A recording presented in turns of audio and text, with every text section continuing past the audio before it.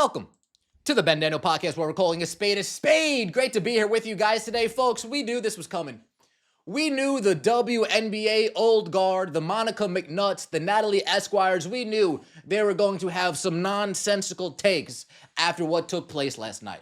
Between Sophie Cunningham putting J.C. Sheldon in a nice clinch, between MARINA MABREY running downhill like a safety in the NFL, from the dust-ups between Caitlin Clark and J.C. Sheldon, MARINA MABREY swinging, spinning back fist on Aaliyah Boston that didn't get called. We knew that the slows, shout out to you 360, we knew that the slows would have something foolish to say. But the question that we all had, collectively I think, was how far are they willing to go? What level of foolishness are they willing to uncover on a scale of 1 to, wow, you are not that, where will they land today? Well, wait no further. Let's start with Natalie Esquire. Natalie Esquire, she has her own show, part of the NBC Sports Network. So this is quote unquote a voice of the WNBA. This is a old guard super fan that wiggled her way into a WNBA position. That wiggled her way into an NBC sports position. Natalie Esquire thought things were all fun and games when MARINA MABREY comes down and body checks Caitlin Clark. MARINA MABREY, by the way, who actually didn't see the play take place. MARINA MABREY, by the way, who actually didn't see the play take place. MARINA MABREY's looking off in the distance. She has no idea what's taking place. She has no idea what's transpiring. All she sees is her opportunity to get her lick on Caitlin Clark. All she sees is her opportunity to say, Caitlin Clark, how dare you come in this league and steal my shine? How dare you? MARINA MABREY took her shot.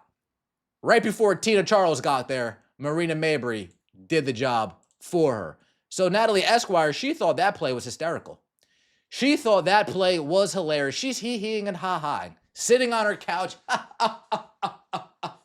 loving life, living large. Then the Sophie Cunningham play transpires. And Chris Williamson, someone who works for CBS Sports, another cape for the WNBA old guard, says, hey, yo! J.C. Sheldon took exception to that hard foul from Sophie, and this is getting out of hand, man. Officials said, we don't care, the physicality or extra stuff, LOL. And then Natalie Esquire says, as she should have. Ain't no way I'm letting that slide if I'm JC. At some point, we throw in hands. Now, folks, can we just sit here and be honest for a second? Does this on your far right of your screen look like somebody that would ever throw hands? Natalie Esquire,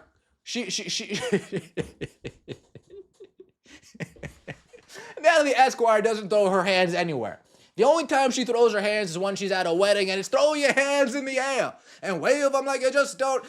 Those are the only hands that you're throwing, Natalie Esquire. Can we please be real for a second? But okay, Natalie, let me take your word for it. Let me take your word for it. No place in the game for what Sophie Cunningham did. That warrants further review and penalty from the league.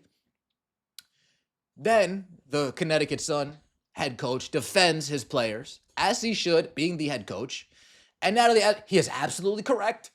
And the Sun should push for suspension. JC could have been hurt. Very dangerous what Sophie did. Oh. We're really pushing the boundaries of foolishness, I see.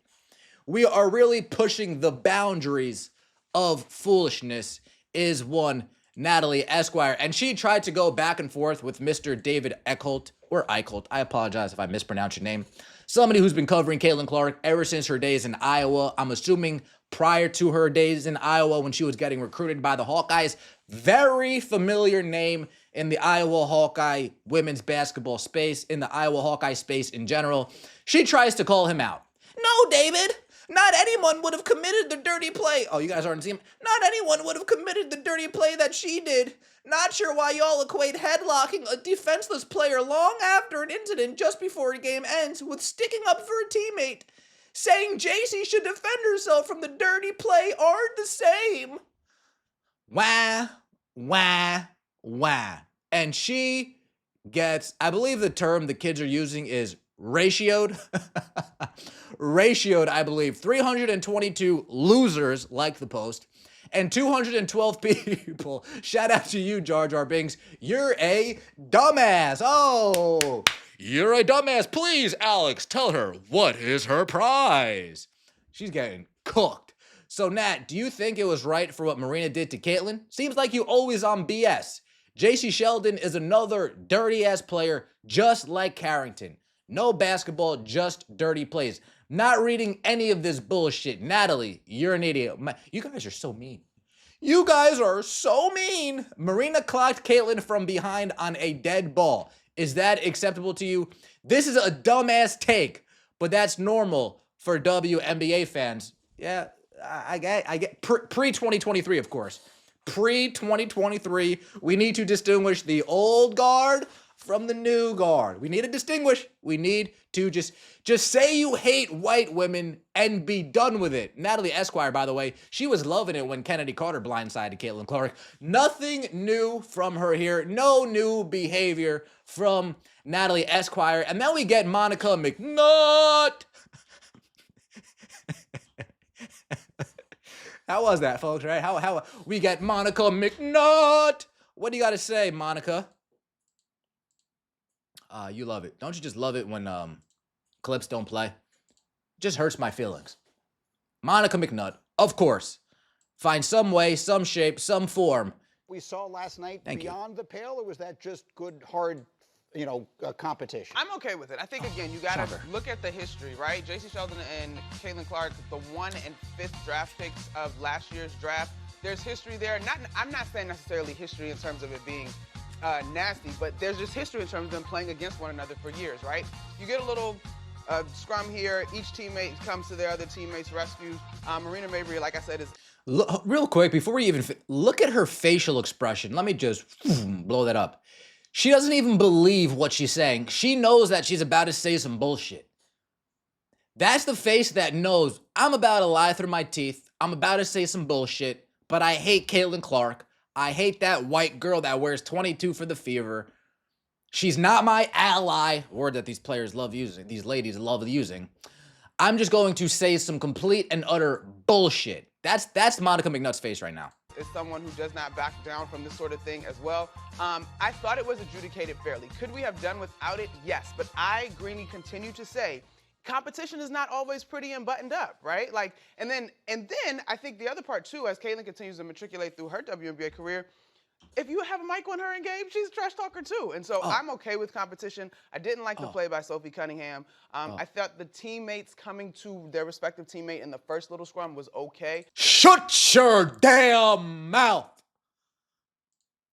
Well, Caitlin Clark, she talks trash too, so it's okay that everybody just headhunts her. I mean, she talks trash, so it's absolutely okay. I had no issue with what Sophie Cunningham.